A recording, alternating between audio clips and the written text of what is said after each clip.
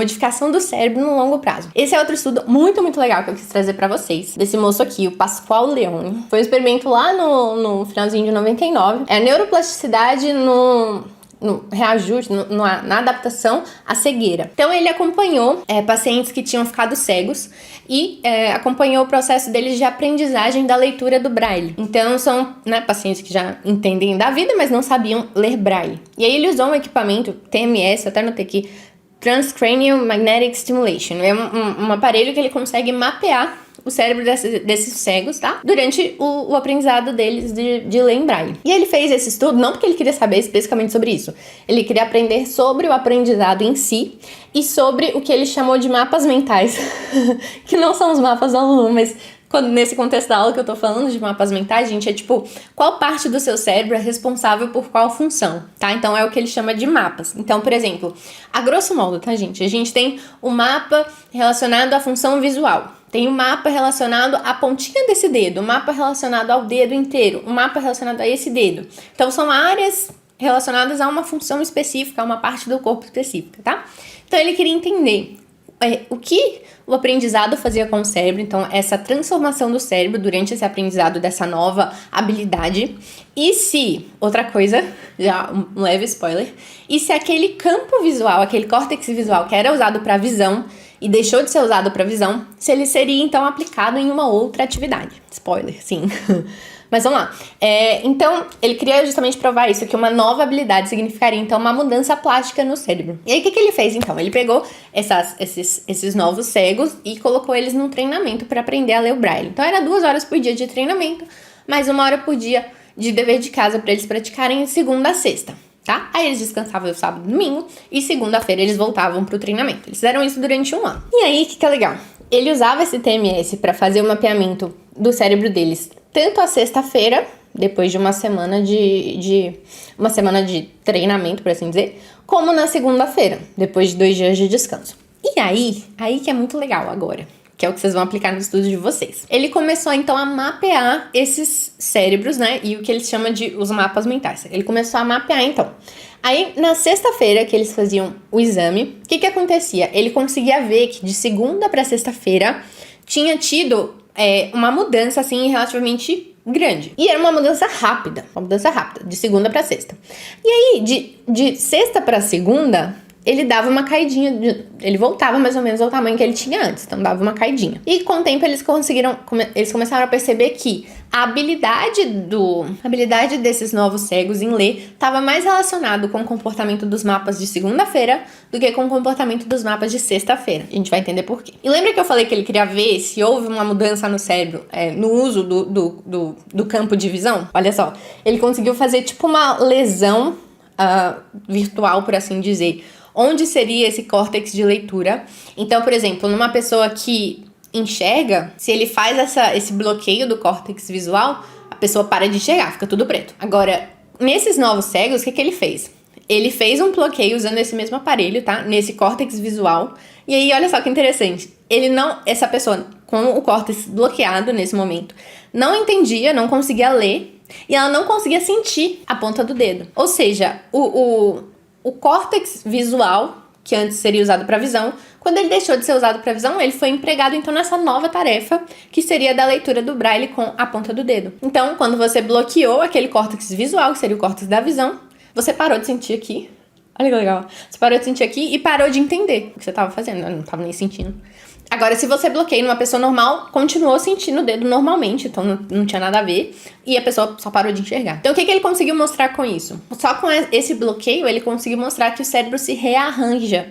Então, áreas que você usar pouco, áreas que você abandonar, ou áreas que você realmente perder, por exemplo, perder a audição, então o mapa da audição também vai deixar de funcionar e por aí vai, o cérebro não vai deixar aquilo desperdiçado.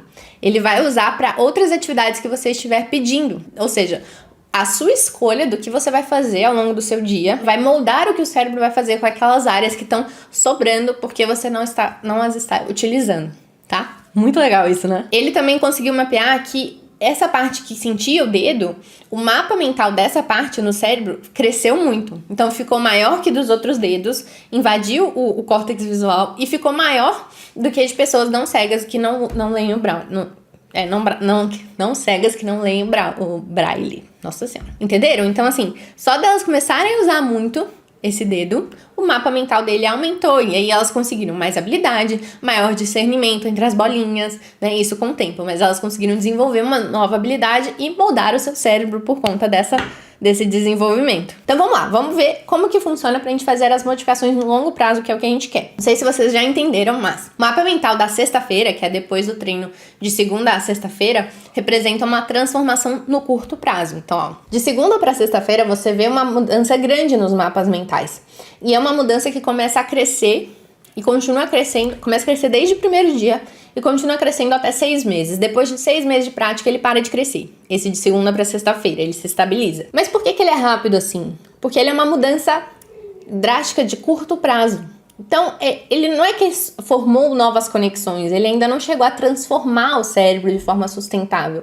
Não, ele só fortaleceu conexões que já existiam. E aí, ao mesmo tempo que esse mapa, ele cresce rapidamente, ele também se perde rapidamente. Ou seja, aquele tipo de abordagem de aprendizado muito intensiva é boa se você quer um resultado rápido num curto prazo. Então, por exemplo, na faculdade, que você vai precisar estudar uma semana para fazer uma prova e depois nunca mais precisa nem ver aquele assunto. Então, às vezes você estuda rapidinho ali ao longo de uma semana, você vai ter aquele conhecimento, vai entrar na sua cabeça, você vai bem na prova, por aí vai, mas ele não vai ficar fixado. Então, esse tipo de abordagem intensiva, ela, quando no curto prazo, né, ela vai trazer mudanças de curto prazo que rapidamente são perdidas.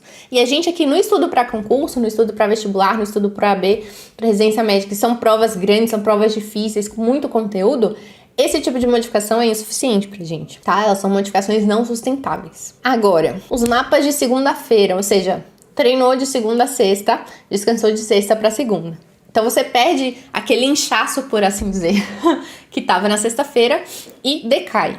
Tá? Então era assim, de segunda a sexta aumentava, aí de sexta para segunda diminuía, quase até o mesmo tanto. Aí aumentava, diminuía. O que acontecia? O mapa de segunda-feira, que é um mapa realmente duradouro, ele começou a realmente mudar mesmo depois de 6 meses. Então é meio que ao contrário. Quando o de sexta-feira estabilizou, então tipo, fortaleceu todas as conexões que já tinham, aí sim começou-se a formar novas conexões, novas estruturas. Coloquei aqui, ó, ramificações de novas conexões e sinapses. Então foi depois de 6 meses. É uma expansão mais lenta, tá? Pouquinho, mas ela é mais estável, tá? Então é a modificação que a gente quer de longo prazo. Ou seja, aquele estudo mais espaçado, aquele estudo que você vai, aos poucos, que você vai distribuindo ao longo do tempo, tá? Eu vou falar mais dos princípios de aprendizagem na terceira aula da jornada. E aí uma coisa legal.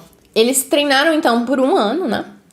Nesse esquema de segunda a sexta, e aí depois de 1 ano eles ficaram 2 anos sem praticar. 2 anos não, desculpa. Eles ficaram 2 meses sem praticar.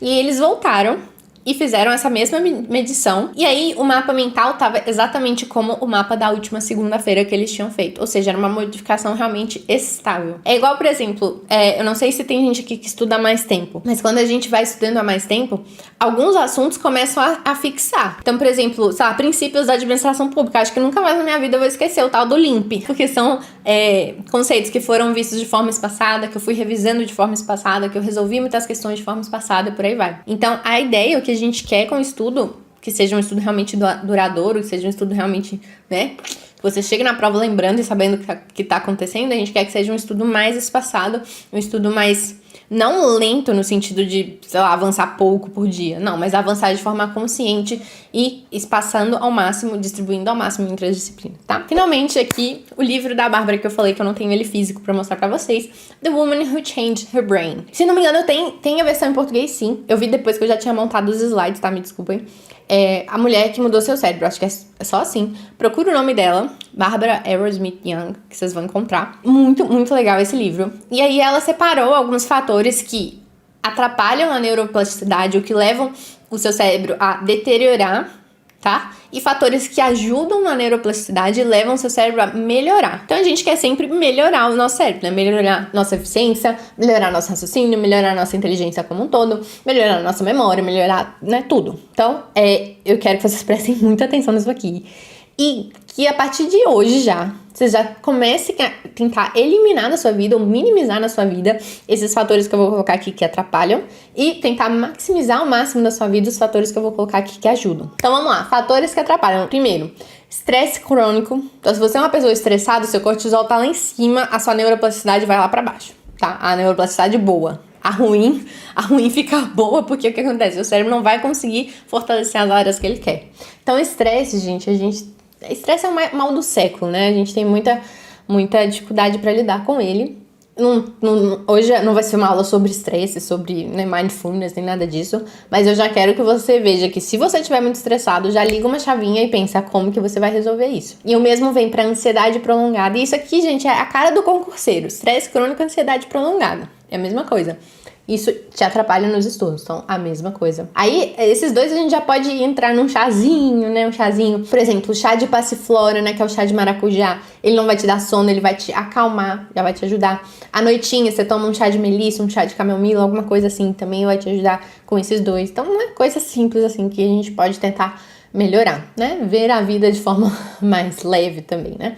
Dor crônica. Então, tá aí outro o concurso tá tudo aqui nos fatores que atrapalham, né? Dor crônica. Então, se você tem uma dor que te incomoda e você tá deixando pra olhar depois que você passar no concurso, isso pode te atrapalhar mais do que ajudar. Eu tô com muita dor na coluna, depois que eu passar no concurso eu resolvo. Cara, tenta ir num médico, tenta ir no fisioterapeuta, porque dor crônica vai consumir, meio que vai consumindo recursos do seu cérebro ali, vai te incomodando e te atrapalha no aprendizado. Tá? Então, o que der pra você resolver, resolva, tá? Nem sempre ficar deixando pra depois é a melhor opção. Outro problema, falta de sono. Cara, se você não dormir bem à noite, você não vai transformar bem o seu cérebro de forma duradoura. Sem atenção, sem o foco, o seu cérebro não faz mudanças duradouras. Também vou falar disso, tá? Agora, fatores que vão favorecer, que vão te ajudar.